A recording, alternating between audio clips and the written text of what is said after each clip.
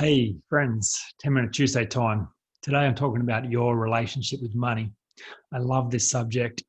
I've seen the fruit of a changed relationship with money in my own life, and I'm so grateful that I've understood how this works. So I want to share some things that I think you'll find useful because, money is such an interesting subject. It creates lots of joy and lots of suffering. And so really important that you can kind of understand how this works. So start off by just suggesting that money is a very great place to start when you're doing personal development. Your relationship with money is a really clear window into your relationship with yourself and your relationship with insecurity. So there are some people out of insecurity who have to have more money, and there are some people out of insecurity that need to resist money. So, for example, if you fear that you're not good enough and you're desperate to prove that you're a good person, some people's strategy is, right, well, then I'll get more money to prove that I have value. And it's kind of that strategy at all costs. So look at how good I am by what I can earn, by what I can achieve, by the car that I drive, by the clothes that I wear. You'll know that I'm important. You'll know that I'm valuable by money, by what money does for me. So that's all good and well, except you kind of burn everything else with that strategy. So relationships, you come at second place to that. Your health comes at second place. Sometimes your soul comes at the cost of that. So I see a lot of people sell their soul for the sake of earning more money to prove that they're good enough. So it's a destructive strategy. And what would it profit the man to gain the whole world and lose his soul? You know, it's kind of, in the end, you understand it's not about money. It's you're trying to prove that you matter. Your strategy is through money. So it's a very unhealthy and unhappy relationship with money in the end. And the second strategy, and this was much more my story, was that, money is dangerous because money will make you a bad person. So you want to feel like a good person, show that you're a good person.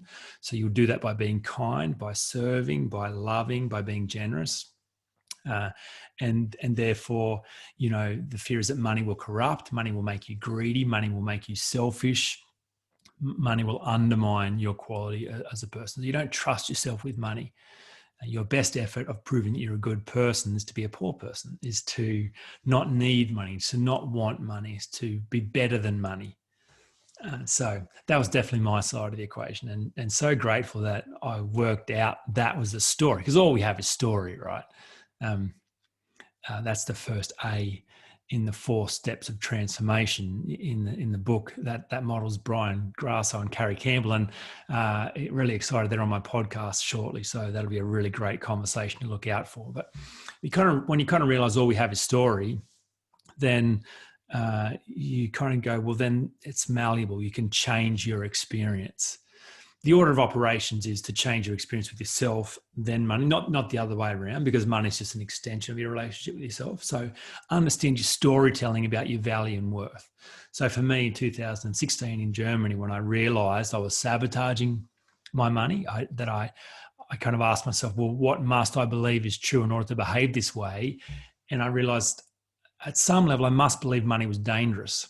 That was the only thing possible. I was good at what I was doing. There was lots of opportunity to earn money, yet I never did. Therefore, I'm resisting it. I'm saying, no, I can't handle it. So I tracked it back and realized I'd made an agreement with something that I saw modeled in my family, that money, you can't be rich and godly. It's not my family's fault, because not all my siblings picked that up, but I decided that was true. I decided that made sense. I made an agreement. So I'm not the actor, I'm the storyteller. When I realized that, I decided that I no longer agreed with that. So I consciously deconstructed that agreement and wrote a new one, which was, it's not money that corrupts, it's insecurity.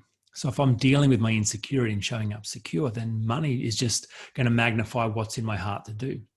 Secondly, even if I'm the first rich and godly person I know, I'm happy to be that guy. So that did away with the need in my storytelling to find an example or to find someone else to give me permission to be that person. Took responsibility for being the adult, changed the story, rehearsed the story, aligned myself to that story consciously on repeat for the next 3 weeks.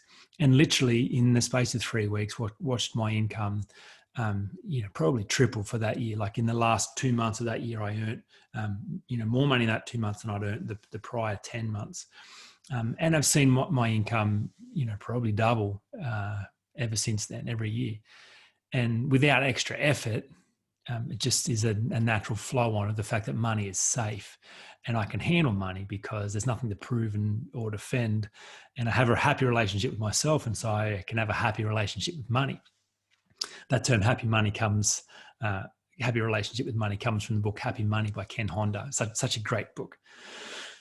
So all we have is story, and people who succeed in life do so off the quality of telling better stories. So here are 3 stories that I have found very, very useful to tell about money.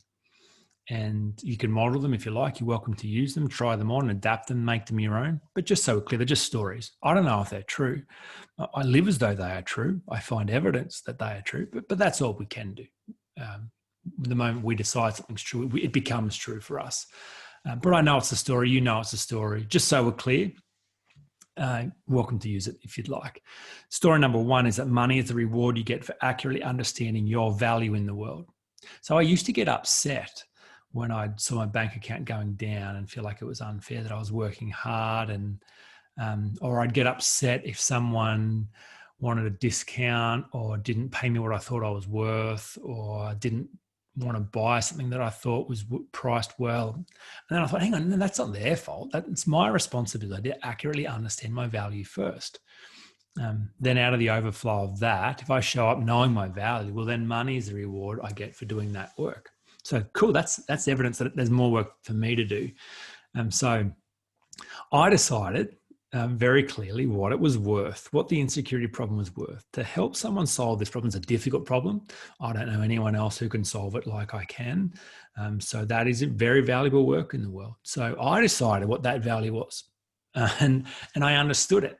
And so the moment I did that work and understood the value that I brought, well, then money's the reward for doing that work. Money flows. Second story is money's always been there for me. So I personalize money. I'm grateful for money. I thank money for always being there for me. I love the arigato phrase from Happy Money book, and the gratitude, arigato. So thank you, money. Thank you for always being there for me. And that kind of flows on to story 3, and that is the joy of money's in the flow. So I used to be good at saying thank you when money came in, but resent when money went out. Now I love both.